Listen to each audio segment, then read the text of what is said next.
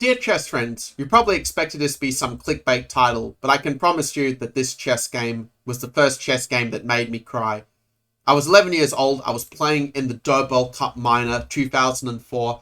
I'd won my first 6 games, I was playing with the black pieces against Nick Cherney, who was just half a point behind, meaning if I draw, I win the tournament.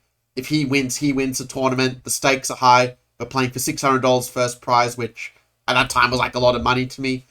But okay, let's get to the more interesting stuff, because we have a little bit of maneuvering. I'm just trying to hold, praying that he can't create a second weakness to win the game.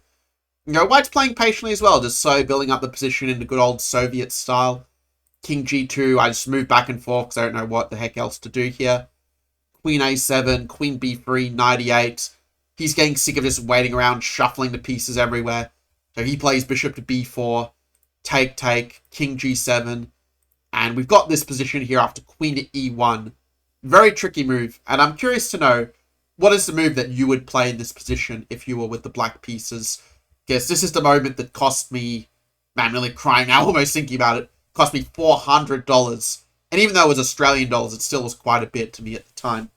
So let me know in the comments below what move you would play. And while you're doing that, if you are enjoying this video, like if you're new to the channel, or if you've been here for a while, whatever the case may be, do make sure to leave a like and also to subscribe if you are serious about improving your chess. If you're here to have a good time, that's fun as well. We'll welcome everybody here at my channel. But yeah, if you really want to improve, do make sure to hit that notification bell and set the notifications to all to ensure you don't miss out on any of these little nice snippety 5-minute trainings that I like to do for you guys. Okay, so I know you're wondering what move I played, and if you figure out that White's threat is to take the pawn and win it like that, well, then you did better than me. Because I was just moving back and forth, like I'm in time trouble, let's just shuffle back and forth.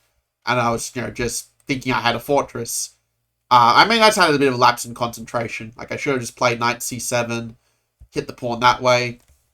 A move like knight d6, similar ideas would also do the trick, right? Even a move like, let's say, king f8, is also going to work, just defending the knight.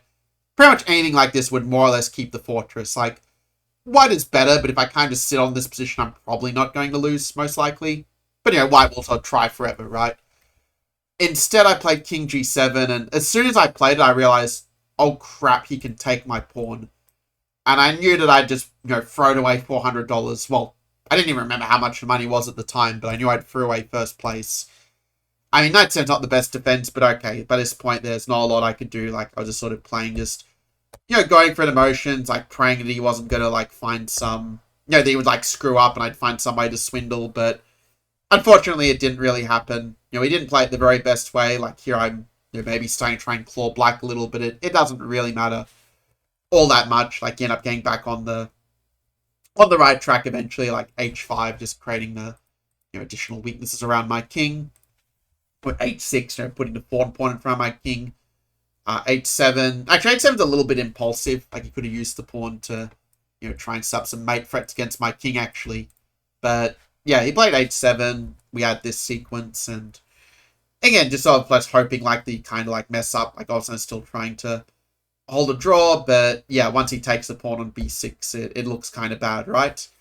But here, actually, I did miss a little bit of an opportunity where if I play the move Queen F4, it's actually not so easy. Like, I can still try to give some perpetual checks. He starts to be quite precise here in this position. In fact, I might even still be able to draw this fight if I play it correctly from here. Like, for example, he probably has to play something like Bishop B3, just so he's not, losing, so he's not running into, like, a Queen D1 perpetual check and such. But then I can take his bishop, and I'm actually probably able to save this queen ending, just because his king is so exposed. I'm going to have all kinds of like perpetual check ideas in the mix. But instead, I kind of had given up mentally, and I was also very short on time. Like, I played Queen E5. Trying to do a similar thing, but now we can go Queen E3, because the bishop's not attacked. And after some more fairly irrelevant moves, like I was just playing on, like, just till mate, because I was just too distraught. But yeah, I was just lost like that, and like that, the game was over. And after this, yeah, basically I just, went outside. I just, like, ran out of the playing hall because I was so upset and just, like, cried in the car park. It was, like, a very painful experience, but I think that some of you guys, maybe if you're a young person watching this video, like, trying to improve at chess, realize, like, when you get really upset when you lose, like, okay, in order to become the very best player, you do have to learn how to manage your emotions effectively, right?